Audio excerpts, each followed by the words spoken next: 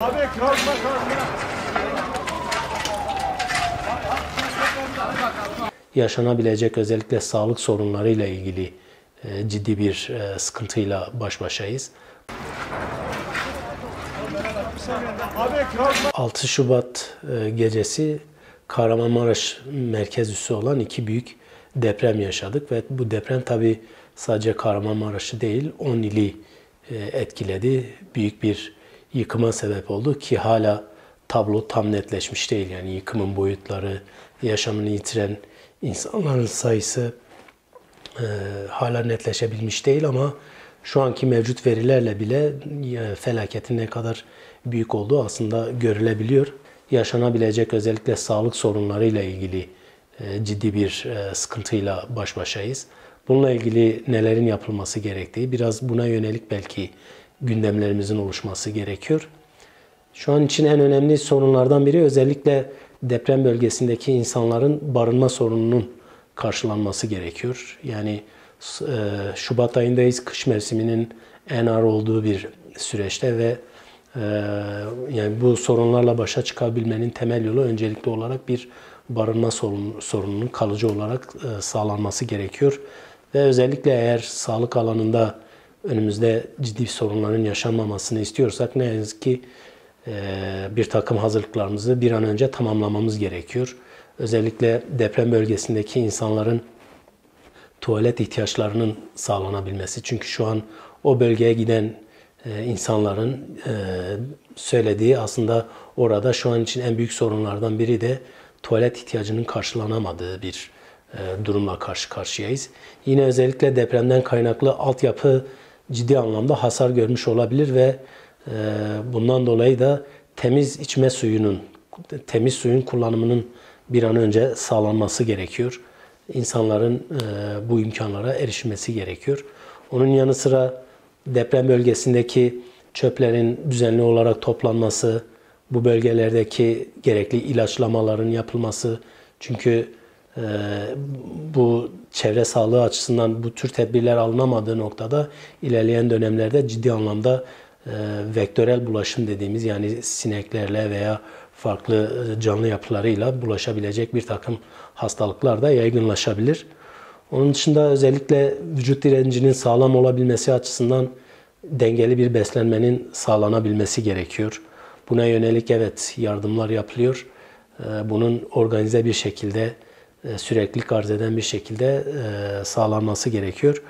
Yine deprem bölgesinde sağlık hizmetleri devam etmesi gerekiyor. Deprem bölgesinde birçok sağlık kurumu şu an kullanılamayacak durumda. Özellikle yeni yapılan bazı sağlık kurumlarının bile bu depremde yıkıldığını ne yazık ki görmekteyiz. Özellikle sağlık hizmetlerinin devam edebilmesi için sahra hastanelerinin yapılması gerekiyor. Bu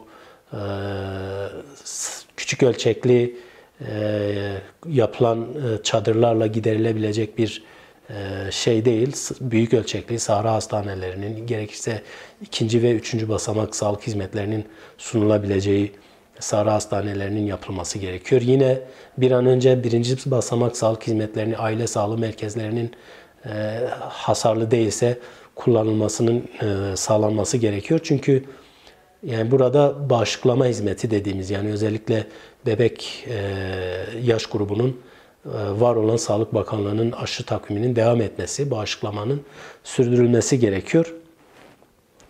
Özellikle kronik hastalıkların bu süreçte yaşanabilecek sorunlardan biri de kronik hastalığı olanların sağlık erişimine ulaşamaması, sağlık hizmetlerine ulaşamamasından kaynaklı yaşanabilecek bir takım sorunlar. Özellikle diyabet hastası olan, tansiyon hastası olan yine onkolojik dediğimiz kanser hastalarının devam eden halihazırda tedavilerinin sürdürülmesi gerekiyor. Bu dönemde özellikle bu kronik hastalıkların takibinin yapılmamasından kaynaklı bir sağlık sorunuyla da karşılaşabiliriz.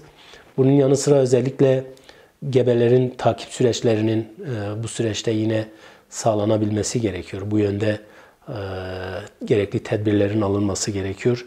Özellikle bir diğer husus burada biz tuvalet ve temiz suyun sağlanmasından bahsettik ama aynı şekilde de hijyen malzemelerinin özellikle bu bölgede insanların erişebileceği deterjan veya diğer hijyen malzemelerinin kullanımının sağlanması gerekiyor.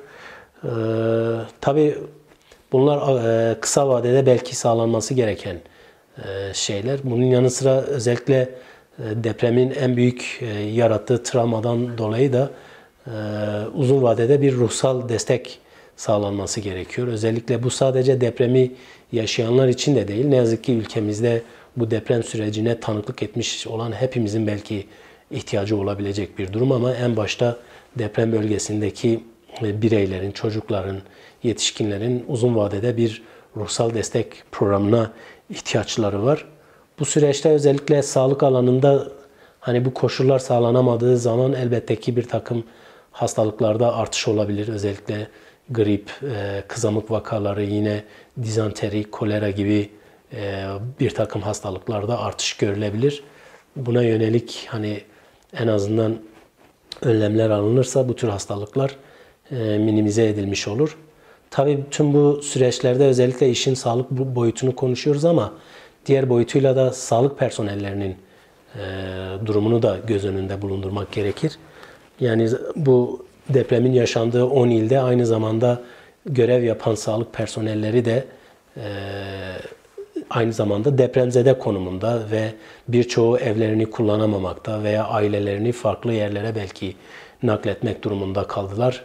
Ki yine depremde özellikle şu an hala sayıları netleşmemekle birlikte 80'in üzerinde hekim ve yardımcı sağlık personelinin yaşamını yitirdiği bir tabloyla karşı karşıyayız. Burada temel sorun aslında bir yandan sağlık hizmetinin verilebileceği mekanların da zarar görmüş olması, çok uygun koşulların şu an sağlık açısından, sağlık hizmetleri açısından çok uygun alanların olmayışı, diğer taraftan özellikle bu bölgelerde görev yapan insanların depremzede olduğunun da göz önünde bulundurularak hani belli periyotlarla bu dönüşümlü çalışmanın sağlanabilmesi gerekiyor. Yani bu yönde Sağlık Bakanlığı'nın bir takım adımlar atması gerekiyor. Ama ne yazık ki yani bugün halen depremin ilk gününden beri Türk Tabipler Birliği, tabip odaları, gönüllü hekimlerin listelerini Sağlık Bakanlığı'na iletmiş olmasına rağmen, sahada görev almak istiyoruz demiş olmalarına rağmen Sağlık Bakanlığı'ndan geri dönüş alabilmiş değiliz. Bugün deprem bölgesinde Türk Tabipler Birliği'nin bazı tabip odalarımızın, özellikle şu an sahada Şanlıurfa Tabip Odamızın açtığı bir poliklinik hizmetlerini verdiği bir sağlık kabini var. Yine Türk Tabipler Birliği'nin Çadır Kent'te ve Cemevi'nde verdiği bir takım sağlık hizmetleri var. Ama ne yazık ki bu dediğim gibi arada bir Sağlık Bakanlığı'nın kurumlarla bu işi koordineli yürütülmeyişinin yarattığı bir takım aksamalar var. Bu sağlık emekçilerinde belli bir süre sonra ciddi bir tükenmişlik sendromuna da tekrar yol açabilir. Biz bu tabloyu pandemi döneminde yaşadık. Yine böyle yoğun bir dönemdi. Dolayısıyla bir an önce sağlık emekçilerinin de orada gönüllü olarak özellikle çalışmak isteyenlere yönelik bir planlamanın yapılması, koordinasyonun sağlanması gerekiyor. Aslında yani burada devlet kurumlarının ne yazık ki hem bu tür süreçlere kendilerini hazırlamamış olması hem de bu kurumlarda görev alan insanların liyakatsiz olması nedeniyle biz bu tabloları tekrar yaşıyoruz.